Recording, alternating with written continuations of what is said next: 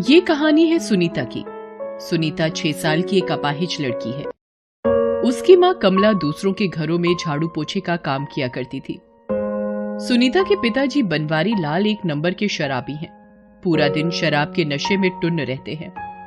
काम धंधा तो उनसे कुछ होता नहीं है, और अगर उनकी पत्नी शराब पीने के लिए टोक दे तो उसे ही भला बुरा कहते हैं और बेल्ट निकालकर उसकी पिटाई करना शुरू कर देते हैं। शाम का समय है। बनवारी लाल अपने घर की चौखट पर बैठकर शराब पी रहा है। सुनीता सब्जी काट रही है। तभी उसकी माँ कमला बाहर से आती है। किसके साथ मुंह काला कर रही थी तू? इतनी देर क्यों लग गई तुझे?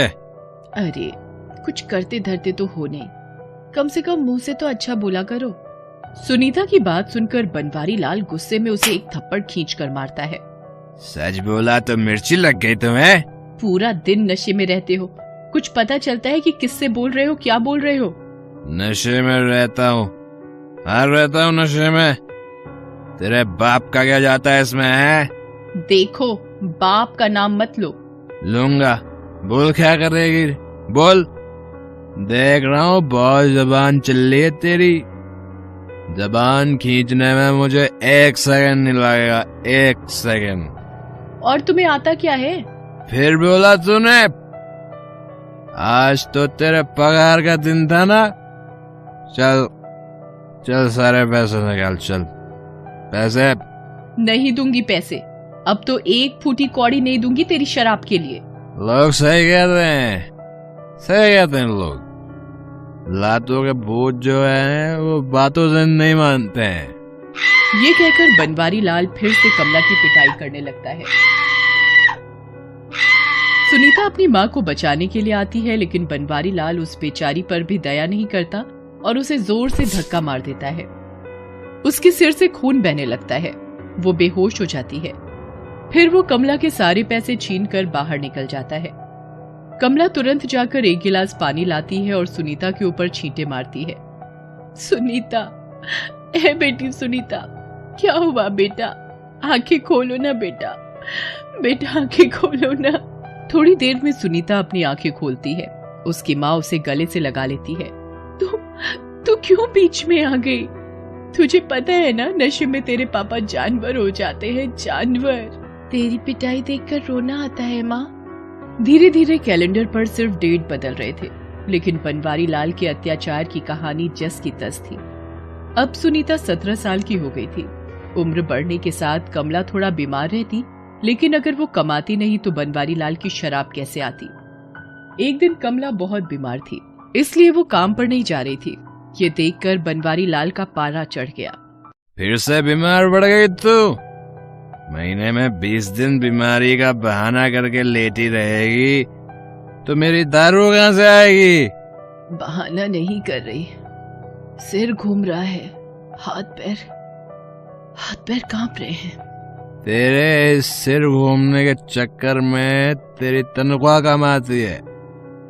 अब तनख्वाह कमाएगी तो दारू भी कमाएगी। कान खोल कर सुन ले, मैं सभी बातों में समझौता कर सकता हूँ, लेकिन दारू में नहीं। चल अब उठ जा और काम पे चल।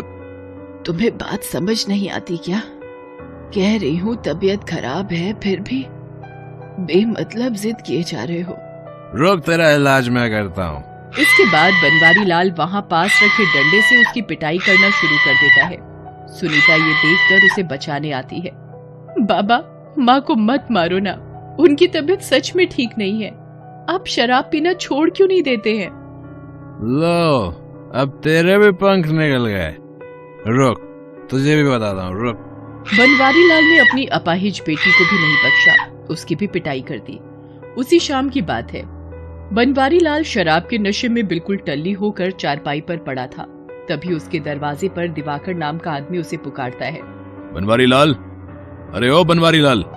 बनवारी लाल तो नशे में धुत था। उसे क्या मतलब कि कौन उसे पुकार रहा है और कौन नहीं। सुनीता दरवाजे पर आई। दरवाजे पर सुनीता को देखकर दिवाकर उसे घूरने लगा। जी, बाबा तो सोए हुए हैं।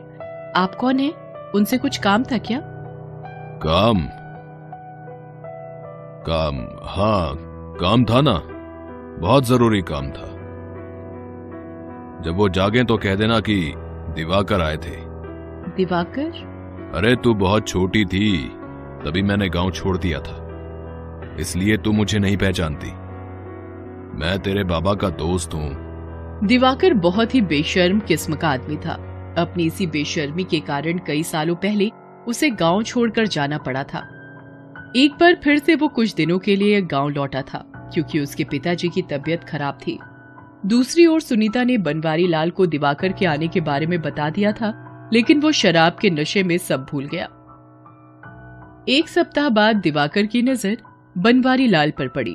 उस समय वो शराब पीने जा रहा था। और भाई बनवारी लाल, कहाँ चल दिए?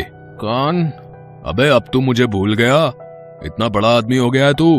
अरे दिवाकर, तुम कब आए? 1 सप्ताह हो गया। तेरे घर गया तो था।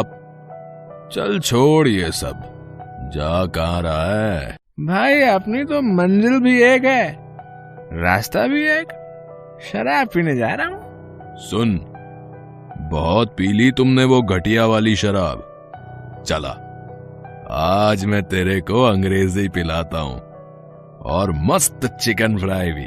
चल। दिवाकर उसे शहर की एक बड़ी सी दुकान में ले गया। वहाँ उसे जी भर कर अंग्रेजी शराब पिलाई और चिकन भी खिलाया। वहाँ से लौटते वक्त, क्या मस्त शराब थी भाई। ऐसी शराब तो मैंने जिंदगी में कभी नहीं पी। ऐसा लग रहा है कि मैं उड़ रहा हूँ हवा में उड़ रहा हूँ ऐसे। एक बार जो अंग्रेजी पी ले फिर तो इसी का होकर रह जाता है। अबे तूने पिलाई तो पी ली अंग्रेजी हमने भाई, पी ली बस। अब रोज रोज ये मिले भाई, ऐसा नसीब नहीं है भाई हमारा। अबे तेरा भाई है ना, तेरा नसीब बदल देगा। लेकिन तुझे मेरा कहना मानना पड़ेगा। बोलना, तेरे लिए तो जान हाजिर है। सुन, तू अपनी बेटी सुनीता को मुझे दे दे। इसके बदले में मैं तुझे 3 लाख रुपए दूंगा। 3 लाख? लेकिन तू उसका करेगा क्या भाई? तू क्या करेगा? तू आम खाने से मतलब रख, गुठलियां गिनेगा तो देसी ही पीता रह जाएगा। बनवारी लाल ने अपनी बेटी सुनीता का सौदा अपनी शराब की बोतल के लिए कर दिया। जिस बाप की जिम्मेदारी बेटी की सुरक्षा होती है, उसी बाप ने अपनी बेटी के तिल तिल कर मरने का इंतजाम कर दिया। अगले दिन उसने बनवारी लाल को पूरे 3 लाख रुपए दे दिए और शाम को एक आदमी के साथ सुनीता को लेने उसके घर धमक गया। दिवाकर जबरदस्ती सुनीता का हाथ खींचकर उसे ले जाने लगा। माँ मुझे बचा लो माँ। छोड़ मेरी बेटी का हाथ, बेशर्म छोड़, ये तेरे साथ कहीं नहीं जाएगी। ऐसे कैसे नहीं जाएगी? पूरे 3 लाख रुपए दिए हैं तेरी बेटी के, इसके बाप ने इसे बेच दिया है। ये कोई जानवर है या कोई सामान जो बेच दिया? चल भाग यहाँ से, नहीं तो मुंह तोड़ दूंगी मैं तेरा। उसने दिवाकर को मारने के लिए हाथ उठाया ही था कि बनवारी लाल ने उसका हाथ पकड़ लिया। अरे क्या करेगी इस लंगड़ी का? ये बोझ ही तो है हम पर। अगर कोई इसकी कीमत दे रहा है तो क्या बुरा है? बोझ ये नहीं, तुम हो। मैं हूँ बोझ? मैं? रुक, अभी तुझे बताता हूँ, रुक जा। आज मार मार कर मुझे लहूलुहान कर दे, पैर हाथ तोड़ दे या जान ले ले, लेकिन जब तक सांस चलेगी मैं अपनी बेटी को कहीं नहीं जाने दूंगी। बनवारी लाल कमला को तब तक मारता रहा जब तक कि वो बेहोश ना हो गई। उसके बाद दिवाकर सुनीता को एक कार में बिठाकर शहर ले गया। वहां उसने एक आदमी से सुनीता के साथ रात बिताने के बदले में पैसे लिए और उसे कमरे में भेज दिया। मुझे छोड़ दीजिए, मुझे जाने दीजिए। तुझे छोड़ने के लिए मैंने 25,000 नहीं खर्च किए हैं। चल अब नाटक बंद कर और मुझे खुश कर। उसके बाद वो आदमी सुनीता के साथ जबरदस्ती करने लगा। लेकिन सुनीता ने उसके हाथों को अपने दांत से काट लिया। वो चीखता हुआ बाहर आया।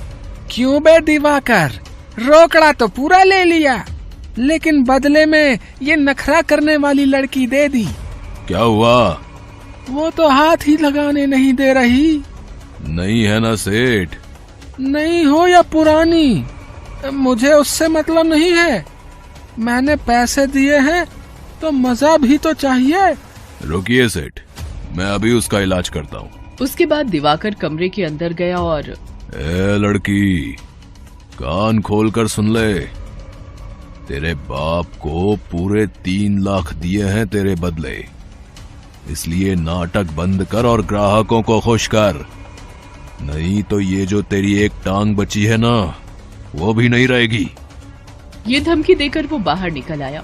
वो आदमी फिर से अंदर गया और सुनीता के साथ जबरदस्ती करने लगा। सुनीता चीखने लगी, लेकिन उसकी चीख का किसी पर कोई असर नहीं पड़ रहा था। तभी वहां पर पुलिस की गाड़ी का सायरन सुनाई देने लगा। दिवाकर चौकन्ना हो गया। वो खिड़की से छिपकर देख रहा था कि पुलिस आखिर आई कहाँ है। तभी कई सारे पुलिस वाले धड़ाधड़ करके उसके घर का दरवाजा तोड़कर घुस आए। एक पुलिस वाला सुनीता के कमरे में गया और उसे उस राक्षस के चंगुल से छुड़ाया।